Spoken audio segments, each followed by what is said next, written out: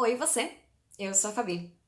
Conta aí pra mim, nos últimos meses ou anos, você por acaso já acabou se enfiando no meio de uma discussão política? Pois é, se você é uma pessoa que acompanha política, já deve ter discutido sobre o assunto com uma pessoa que aparentemente parecia saber tudo, mas quando abriu a boca, mostrou que não sabia nada sobre o assunto, né?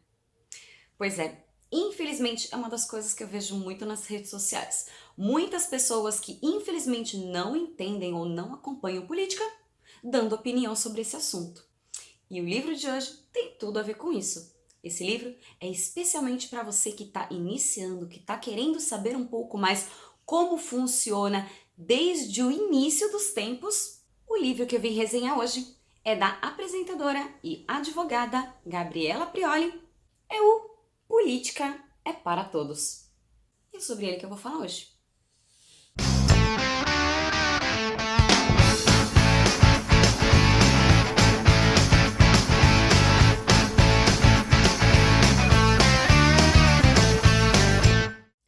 E se você aí ainda não conhece a Gabriela Prioli, ela é uma apresentadora do canal CNN da TV a cabo.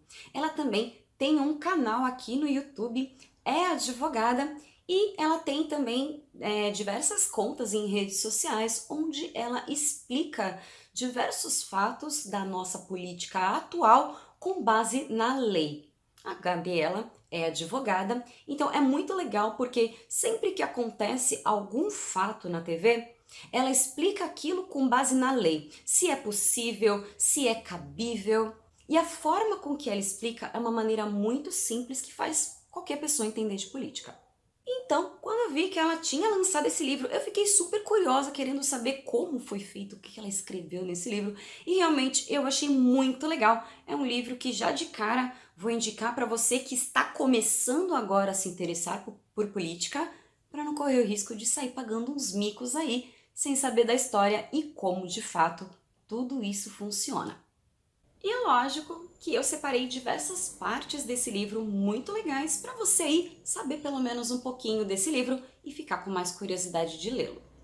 Logo no começo, ela define o que é política da seguinte forma: política tem a ver com o modo como nos organizamos enquanto sociedade, uma noção que está embutida na própria palavra. Polis é um termo grego que significa cidade. Em sua acepção original, a palavra se referia tanto ao espaço central da cidade-estado grega, onde estavam instaladas instituições políticas e administrativas, quanto ao corpo de cidadãos de determinada cidade.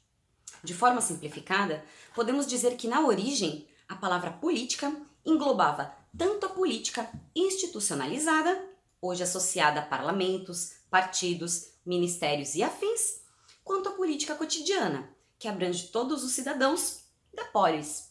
Desde os primórdios, então, a ideia de política esteve ligada às habilidades e práticas de tomada de decisões e administrações de determinado território, bem como as dinâmicas de discussão, negociação, formação de opinião e conflitos inerentes aos indivíduos que vivem em sociedade.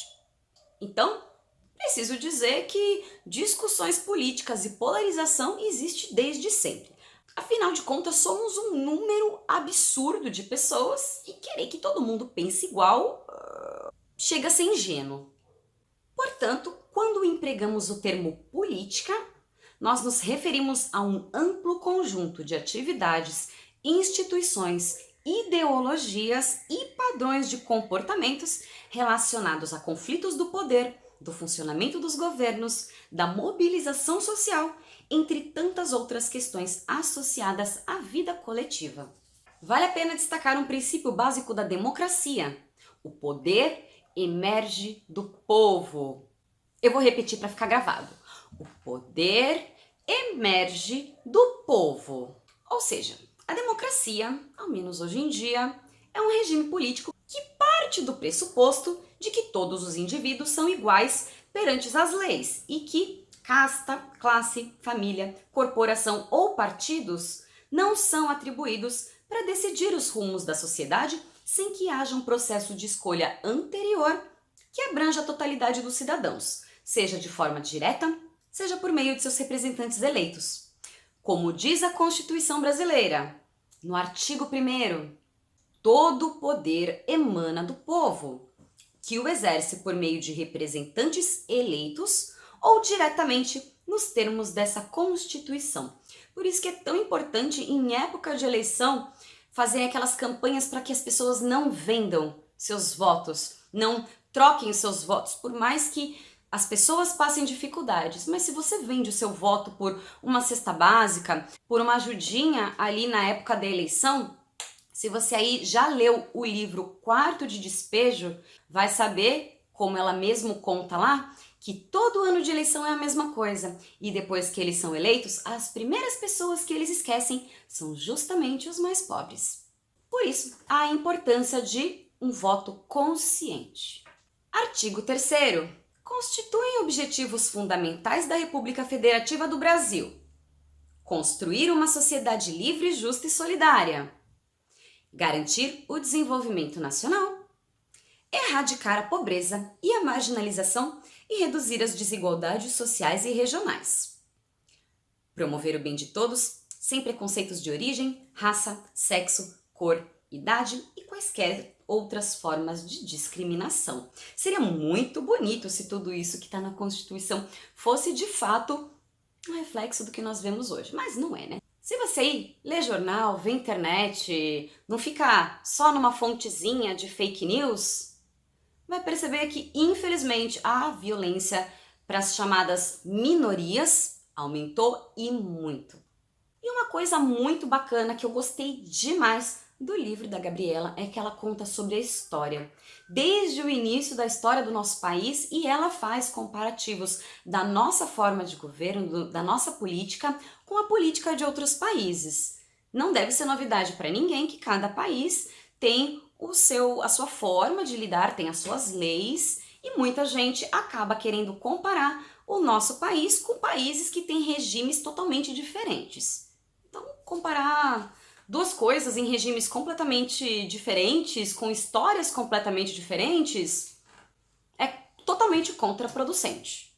Inclusive, falando sobre a história, ela já explica o seguinte: a abolição da escravidão em 1888 e a proclamação da República do ano seguinte levariam à constituição de uma república profundamente caracterizada por práticas autoritárias, corrupção e desigualdade regional e socio-racial, além da manutenção de uma estrutura econômica que nos situava na periferia da economia mundial. O governo de Getúlio Vargas, a partir de 1930, vai apenas começar a tocar nessa estrutura econômica e a incluir novos setores da sociedade nas dinâmicas políticas, mas isso em paralelo à construção de um regime autoritário durante o Estado Novo. A ele se seguiu um período democrático entre 1945 e 1964, marcado por avanços políticos e sociais, mas também por enorme instabilidade política que desemboca na ditadura militar de 1964, período de perseguição à oposição do regime, prisões políticas, exílio, tortura e milhares de mortes promovidas por representantes do Estado. E se você aí não conhece sobre o período da ditadura, eu recomendo que vocês visitem lá na zona central de São Paulo o Museu da Resistência, onde tem as celas onde ficavam os presos políticos, tem toda a história. É muito legal e muito importante conhecer essa parte da história e visitar esses lugares para não sair por aí levantando bandeirinha de partes da nossa história que a gente deveria ter vergonha.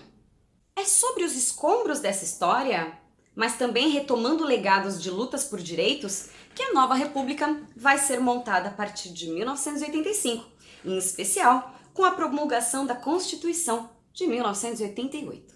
Dessa forma, nossa configuração democrática é fruto de muitas disputas políticas e da construção coletiva de gerações, sobretudo aquelas que enfrentaram a ditadura militar, se organizaram local e nacionalmente pela democratização e nas décadas seguintes exigiram canais junto aos representantes constituintes e aos deputados. Ou seja, depois de um período muito difícil, onde a liberdade era cerceada pelo Estado, muitas pessoas deram suas vidas para que tivessem direitos e fosse feita toda essa democratização.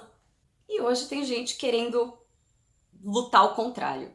E dando uma passada aqui nos capítulos, olha só, os títulos são bem interessantes. No primeiro, Estado e Política. Por que é importante conhecer? O que é uma república federativa? Autoritarismo e democracia. Quais as diferenças? Executivo, legislativo e judiciário. O que faz cada um deles? E eu acredito que isso seja uma dúvida de muita gente. Inclusive, era uma dúvida que eu tinha há não muito tempo atrás. Então, eu tenho quase certeza que essa parte vai interessar muita gente. Se não interessa, deveria, para saber cobrar das pessoas certas. Para que servem os partidos? Como os votos se transformam em mandatos? Como são financiadas as eleições e por que isso importa? Qual o papel dos eleitores no processo democrático? Como participar da política além das eleições? Tem diversas referências bibliográficas. E só para fechar essa resenha com uma parte que eu achei muito importante, ela diz o seguinte: é fundamental notar que quando todas essas coisas, direito, constituição, garantias individuais, liberdade de imprensa, voto, quando todas elas nasceram, elas eram cheias de limitações. Um exemplo, o voto não nasceu universal. Para votar era preciso ser homem e ter certa renda, ou seja, só escolhiam os governantes quem tinha costa quente. Nos estados onde havia escravidão, os escravizados não votavam e na maioria deles, mesmo os libertos também não tinham esse direito. Foi preciso que as pessoas ocupassem esse espaço limitado que a política do tempo oferecia e lutassem muito, tanto nos parlamentos quanto nas ruas, para que a democracia fosse alargada. Como deu para perceber até aqui, não importa se é na época dessas revoluções ou mais recentemente, quando o Brasil saiu de seu longo regime militar, a ampliação das liberdades políticas ao longo da história foi conquistada com participação na política.